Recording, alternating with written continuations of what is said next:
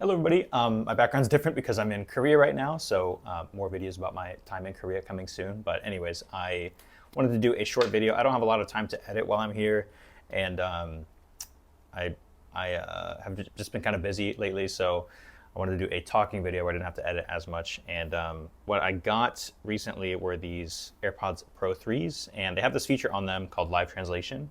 And I think it's only for a few languages right now. I think it's Spanish, German, French, English, of course, and Portuguese, I think, is the other one. But yeah, they're all Romance languages or Germanic. So I haven't had the time to practice or try out that feature because I'm in Korea right now and I don't know anybody who speaks those languages. I do have some friends who speak Spanish in Taiwan, so I probably will try it out when I go back.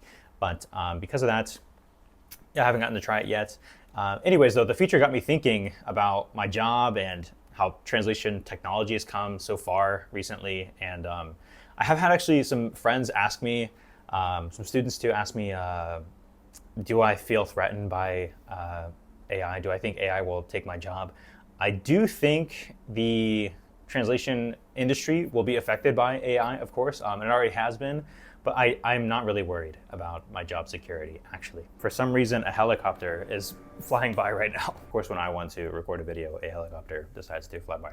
Anyways, yeah, so I've been thinking about AI and its use. And so in this video, I want to break this up into two parts. I want to break it up into interpreting and translation. And for those of you who don't know, typically interpreting is for spoken translation. And we just use the word translation normally for written translation. So I've done both. I have about the same amount of experience in both, actually. Maybe slightly more in translation, but I did a year of interpreting at TSMC, and then I have been translating video games for the past 9 months or so. Sorry, 6 months while I've been in Taiwan. And then I also did a year or so of translation before going to TSMC. So I have about 3 years or so, maybe four, of translation experience, including interpreting. But yeah, I have had various experiences with AI. AI has affected that job in different ways. So let's talk about interpreting first. And do I feel threatened about AI taking my job with regards to interpreting? And I don't really think I do. The biggest failure of AI right now is inconsistency. So certain terms will get translated in different ways. And that's because they can be translated in different ways. And that's fine. But typically, you'll decide on a translation for a term and it will maintain its consistency throughout the entire translation. So that's one failure of AI that AI just cannot do right now. Typically, with written translation, we'll use something like a term base, so a database of different terms and how they're supposed to be translated. But with interpreting, you don't really have that. It just goes in your brain and you get used to what a term is supposed to be. Some other things that AI really struggles with are industry-specific terms or jargon, specialty words, things like that. Names are another big one. For example, I had a lot of coworkers who were from Taiwan. They had English names as well, or their names weren't pronounced exactly the way they would be in Chinese. So I had to learn what their English name was or what other American coworkers were calling them.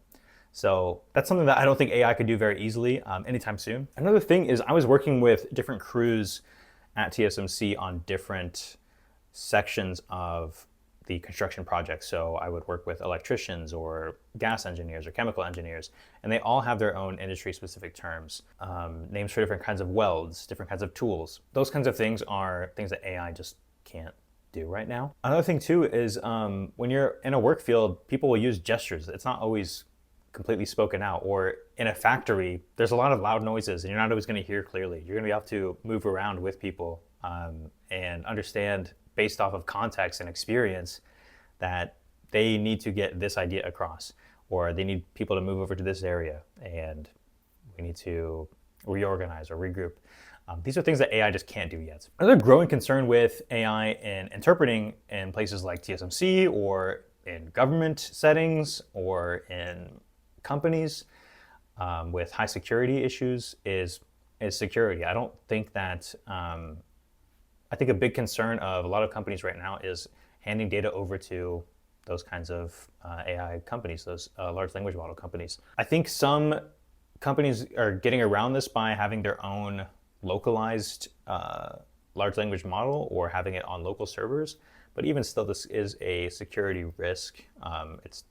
People are security risks as well, but there's a vetting process, and you can also tell who to hold accountable with those kinds of things. So I think it is more secure on a general level. But yeah, that's something else that I think is a growing concern with large language models and the interpreting industry. So now I want to move on to written translation. And most of my translation experience right now, written translation, is with video games. So I work on huge files of video games and all of the content that needs to be translated from them. That includes UI, dialogue, instructions, item descriptions, item names, some creative translations like advertisements for those games, etc., etc. And because I work in so many different areas of a video game, I also work with multiple people. There's multiple people working on these projects. They're huge projects. And one of the failures of AI right now, I think, is, like I said before, consistency. And when you have these massive projects, consistency is so important, and it's hard for humans to do. It's almost impossible for ChatGPT or other large language models to do that right now. You have to give a set of instructions. Like I said before, we have a database of terms that we will decide a translation on, and those need to be maintained. The consistency for those terms need to be maintained throughout the whole entire project. And that's something right now that large language models can't really do. There are some things that AI does help us with, and they do have machine translation. There's actually a kind of job you can do called MTPE, which is machine translation post-editing. So something like ChatGPT or another large language model will translate it for you, and then you'll just do editing based off of that. Sometimes it's really good. I have had projects in the past where the machine translation was so poor that it was easier for me to just delete everything and redo it myself. And I think what will happen in the future is, I don't think they're really going to take our jobs per se, but I do think that machine translation post-editing will become more commonplace, and the machine translation will be better and better. But again, the biggest thing is the consistency. That's something that it really fails to do. And it's the same thing with interpreting. It's the industry-specific terms. It's deciphering when to use a certain tone over another one, like how people talk in UIs versus how a conversation will go. And different characters will have their own personality. They come from different backgrounds, so they need to speak in a certain way as well. Those are things that I think AI is just not ready for yet. Now, do I think eventually we won't need this? Maybe a long time from now. But at the rate I see it improving as of now, I don't think it will be within the next 5 to 10 years. I think it'll be a little bit longer than that, for sure. I do think my job will become more and more editing and management, more like database management or assigning terms and then editing what machine translation does after that. That's kind of already a little bit of what I do now. I saw somebody post the other day about this same topic, and they said something like, remember when Google Translate first came out? Did it take everybody's jobs? No. The translation industry has survived Google Translate, so I don't think another helicopter is coming by. I don't know if you guys can hear that or not, but anyways, the translation industry has survived Google Translate, and I think it will also survive AI, at least for a while.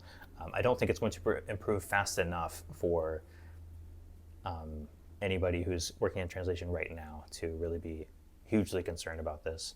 I think it's something that we will have to learn to work with, and maybe in certain contexts you'll see less translation. It won't be as necessary, but things like creative fields or video games, huge projects, interpreting in certain contexts as well, you will need a human for those kinds of jobs, at least for a while, like I said. So I can't see into the future. I don't know if I'm completely right about all of this, but I remain hopeful, and I think I should have some job security, at least for a while now. So leave your thoughts down below. I'm interested to see what other people in the language sphere think about this. If you work in translation or interpreting, I'd be interested to know your thoughts. Cool. So I will see you all in the next video. Peace.